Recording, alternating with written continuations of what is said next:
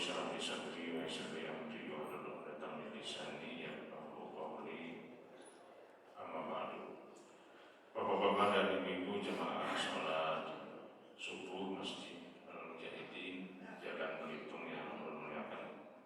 Alhamdulillah kita dalam keadaan sehat, lapang dan dapat sampai ke Masjid Al-Mujahidin pada hari ini subuh Jumat tanggal 3 di bulan Oktober 2025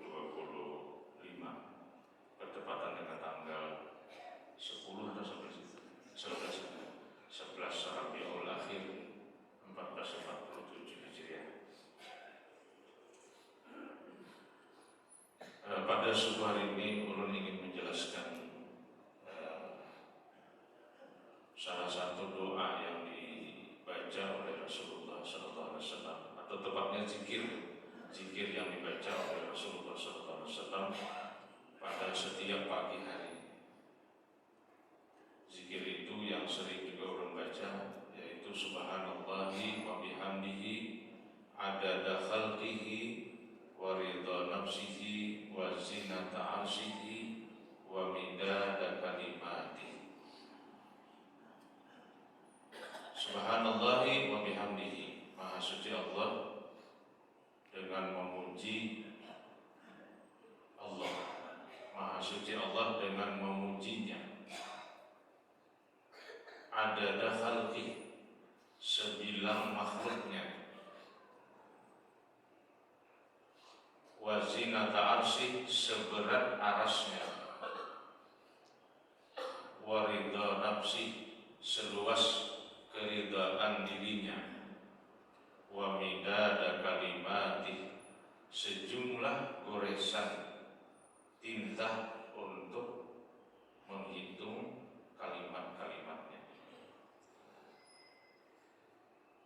Nah, ini kalimat ini kalau kita pahami dengan baik, itu artinya sesuatu yang tidak terbatas dan kita tidak bisa membatasi kecuali hanya Allah. Jadi ini prinsip tauhid di sini menegaskan bahwa kita tidak tahu sejumlah bilangan makhluk itu berapa, ada khalqi itu berapa, nggak tahu kita.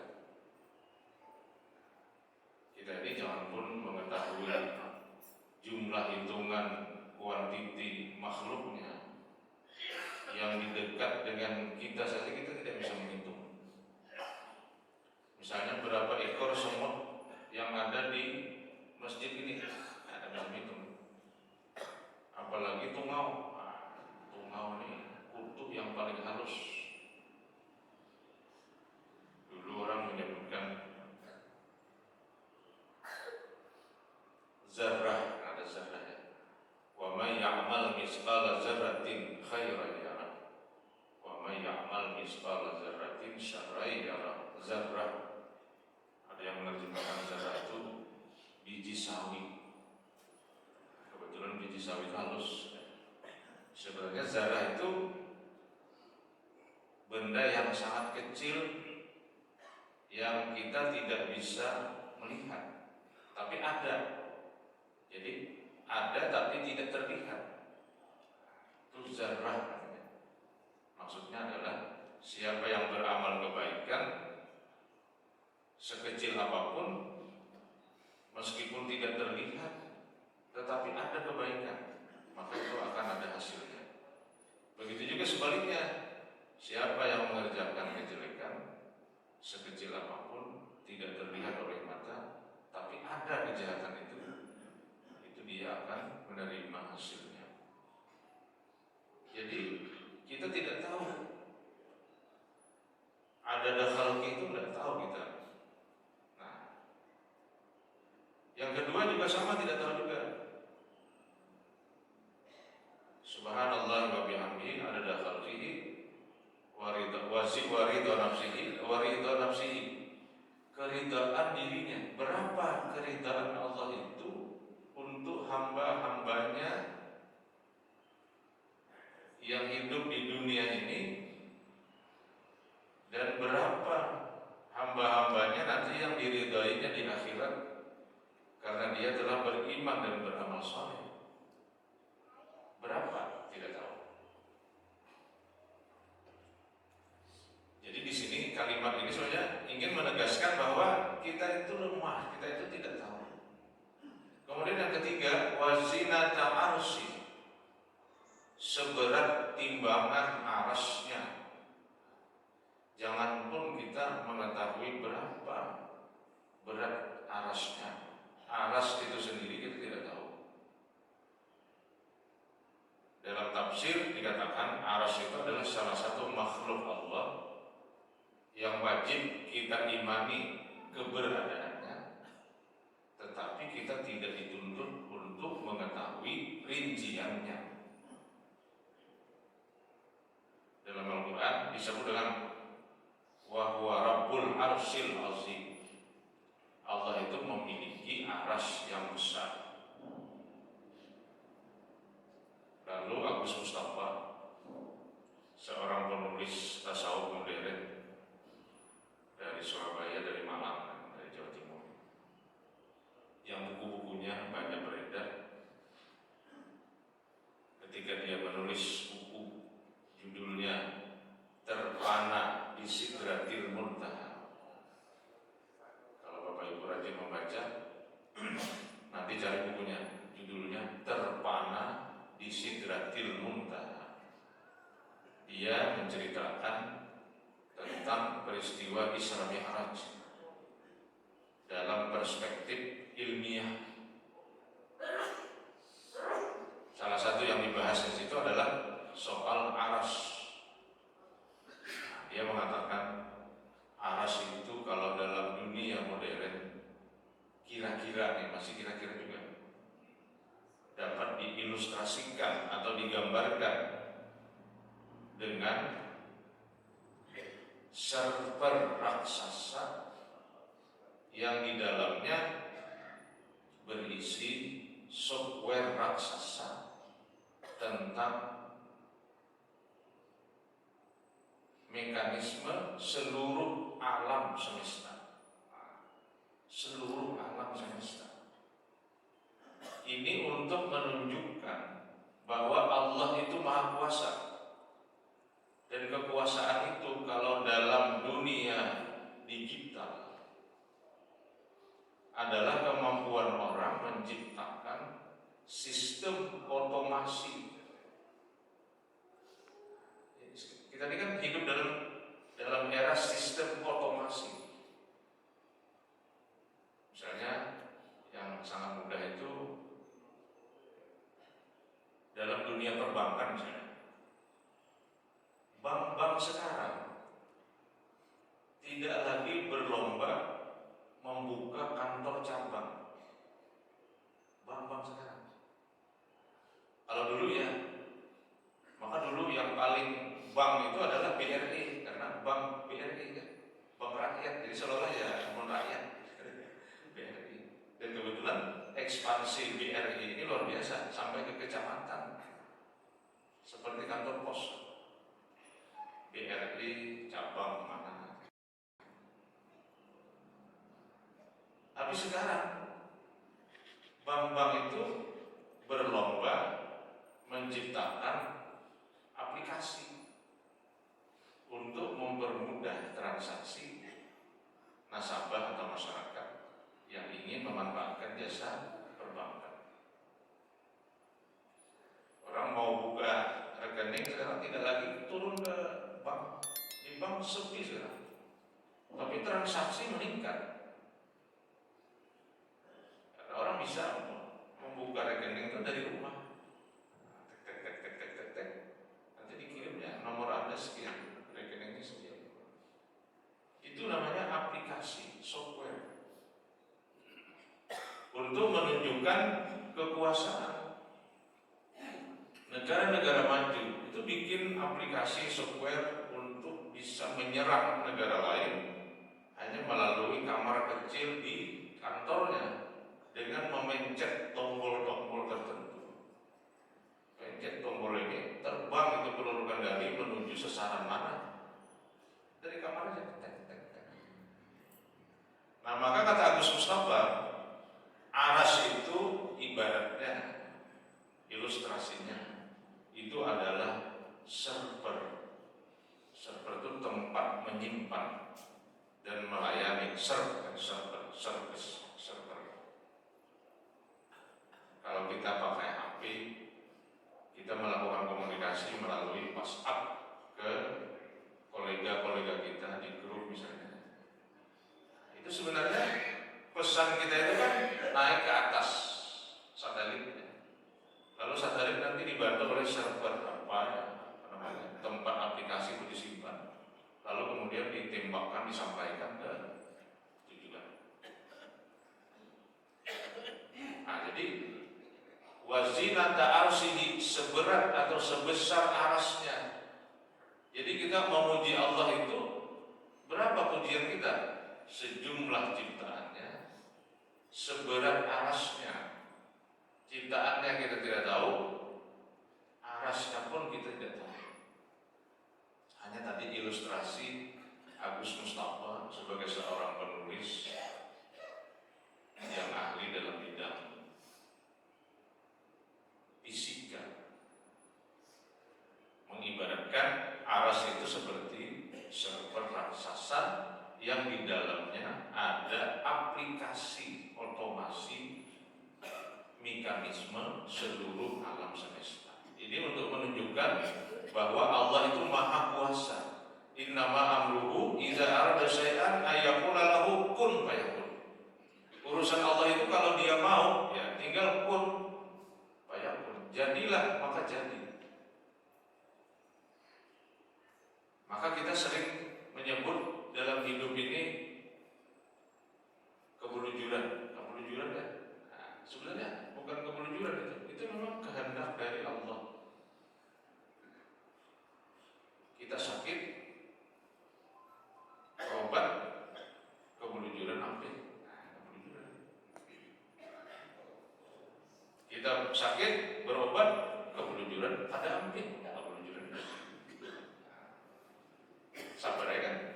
Kita menerima sakit. Tadi sudah disiapkan di rumah tadi buku-buku yang mau dibawa ke sini untuk dibaca. Soalnya kita tinggal, nggak boleh juga tinggal. Jadi kehilangan bukunya tadi. Saya terbiasa kemana-mana bawa buku untuk ceramah, tapi akhirnya hari ini tertinggal. Kebelujuran tinggal. Akhirnya saya tidak menjelaskan ayat.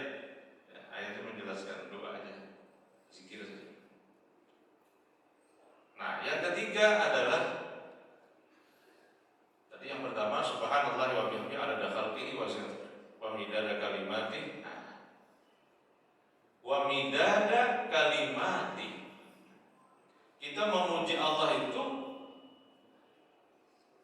wa midada kalimati, sebanyak goresan tinta untuk menghitung kalimatnya.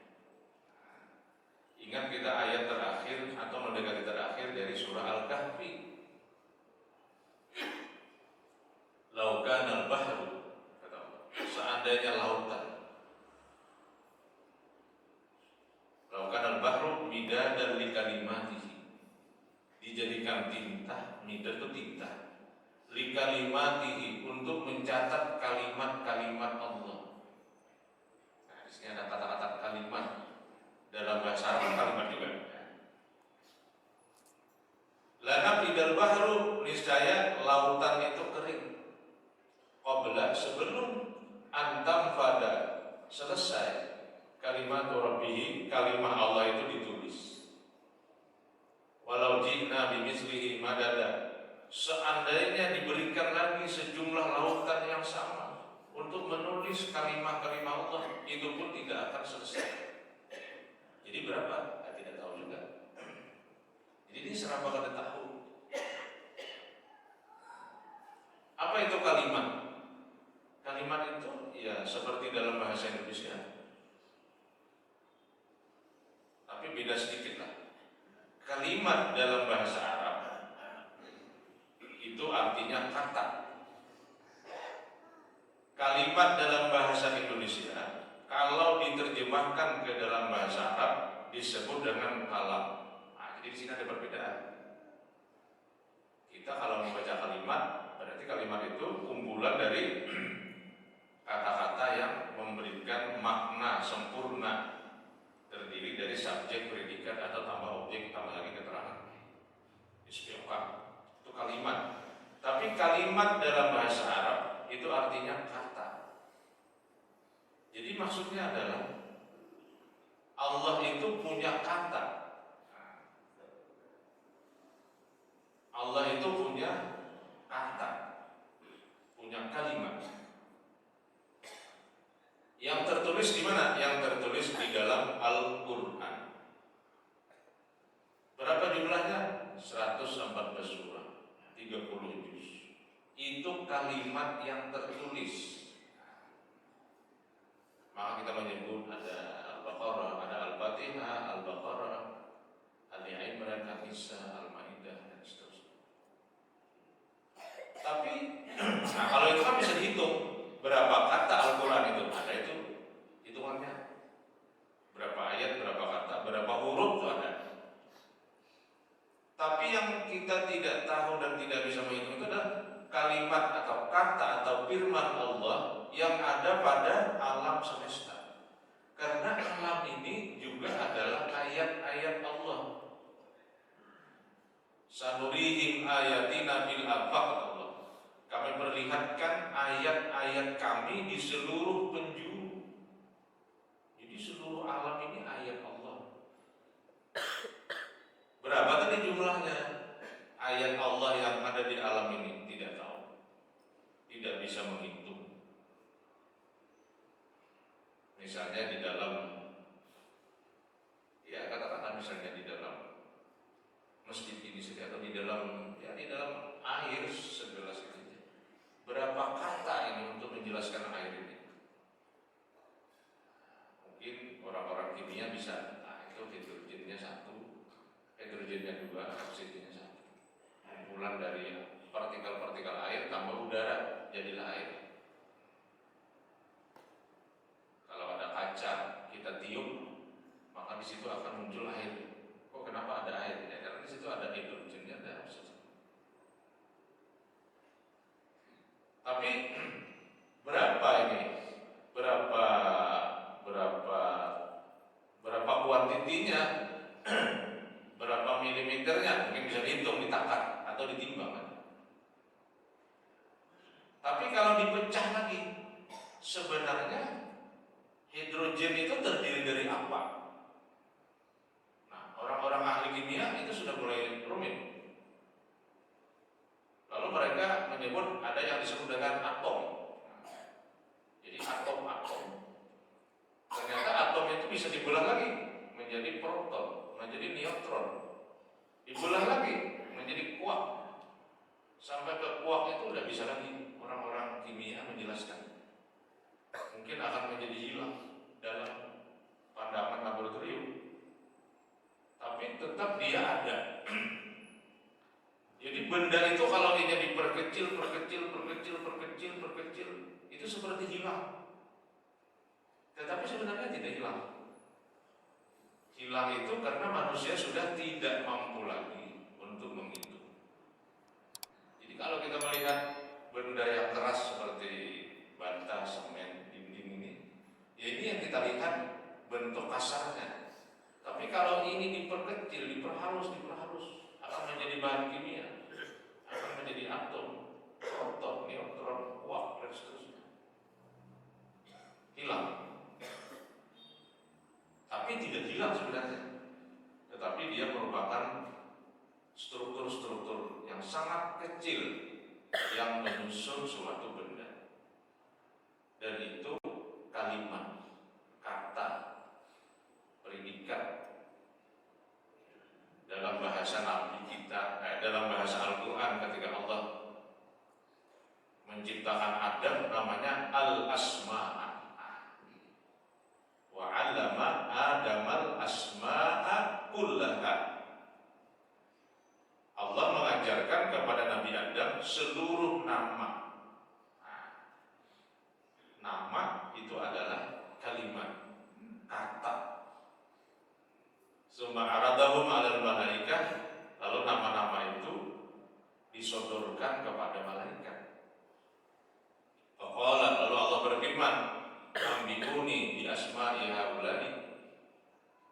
coba sebutkan, jelaskan apa nama-nama ini. Jadi malaikat disuruh memahami nama.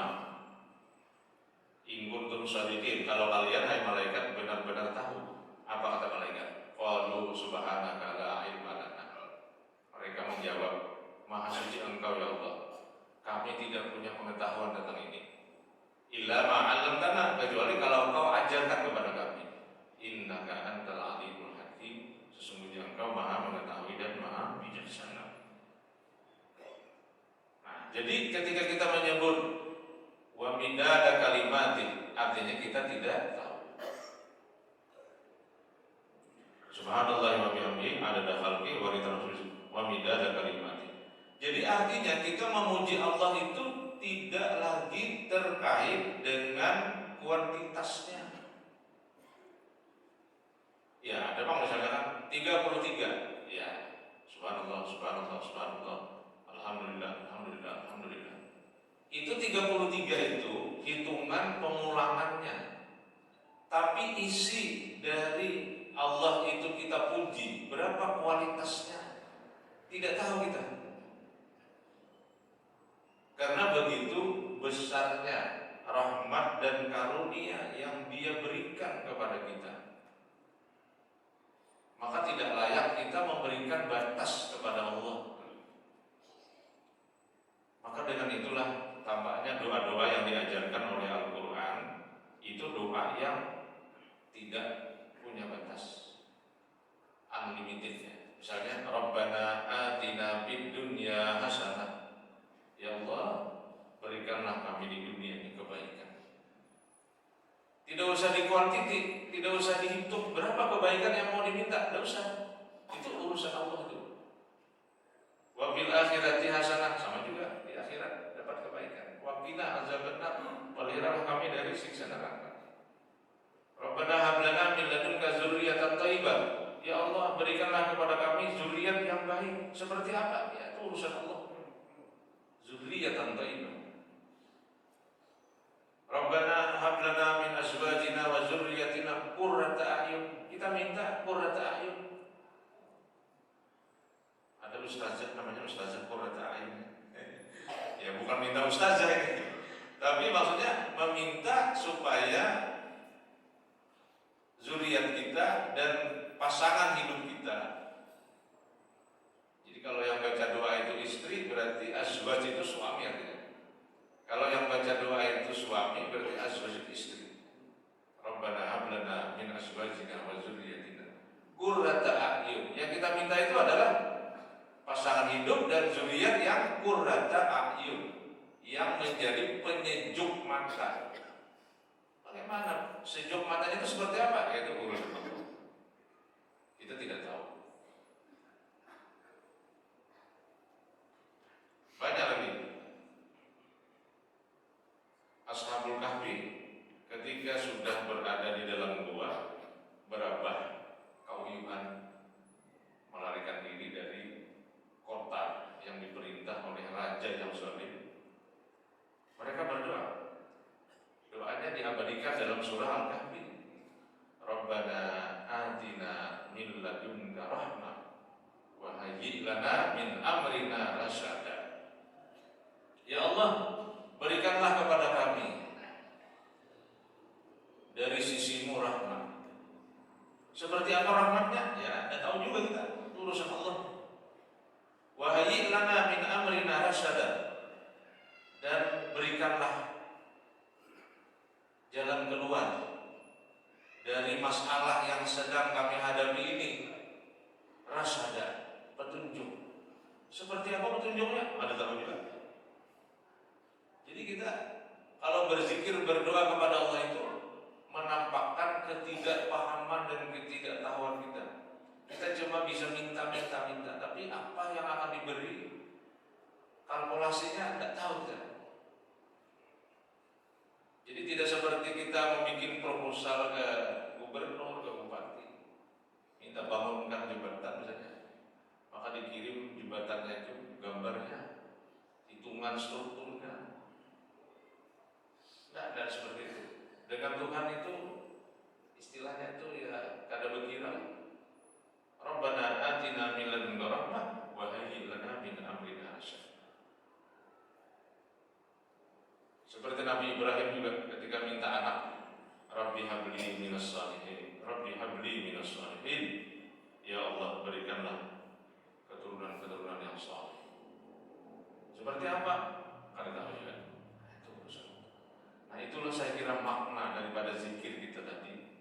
Subhanallah wa bihamdihi adada khalqihi wa ridha nafsihi wa zinata arsyihi wa midada kalimati. Kita tidak pernah membuat kuantitas, karena memang kuantitas bagi Allah tidak penting, dan Allah akan memberikan sesuatu kepada kita yang sesuai dengan keadaan kita masing-masing. Ada cerita Guru Udin kan, yang sering juga berulang-ulang.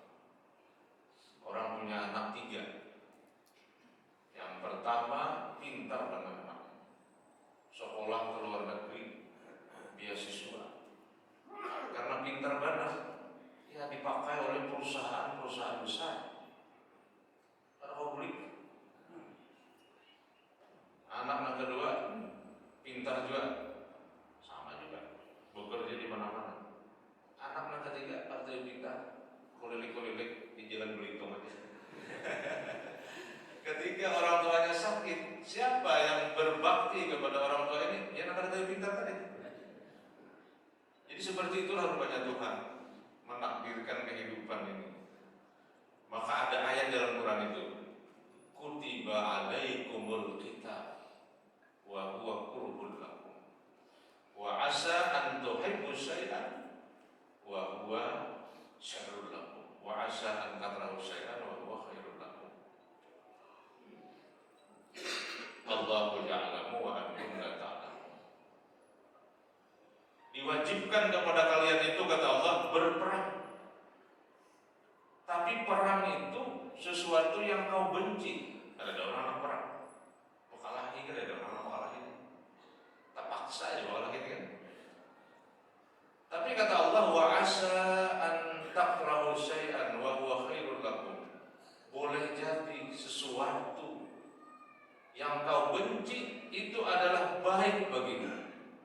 Wa asa an tuhibbu syai'an wa huwa syarrul lakum. Bisa jadi sesuatu yang kau senangi itu adalah jelek bagi kamu. Allahu ya'lamu wa antum la ta'lamun. Allah yang mengetahui, sedangkan kamu tidak mengetahui. Jadi kita ini secara pengetahuan sebenarnya. Pengetahuan kita itu sedikit tentang hidup ini. Hidup ini rumit. Kita tahu sedikit. Ya kira-kira kalau subuh Jumat ada kubur, ya tahu lah kita kan. Tapi apakah bubur itu nanti juga membawa manfaat bagi tubuh kita? Ya, kita tahu juga kita tidak ada sana.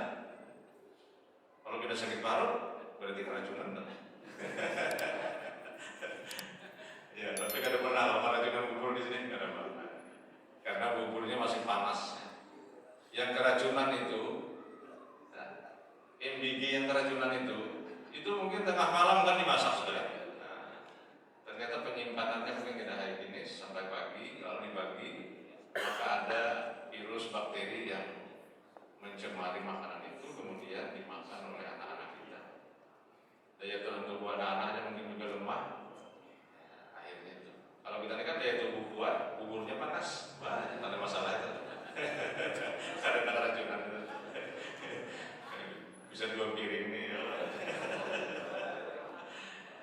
Saya kira itu yang bisa ulun jelaskan. Silakan membaca ayat subhanallah wa bihamdihi adada khalqihi wa ridha nafsihi wa zinata arsyihi wa midada kalimati. Setiap pagi dibaca oleh Rasulullah, dan itu juga menjadi bagian daripada zikir-zikir kita insyaallah.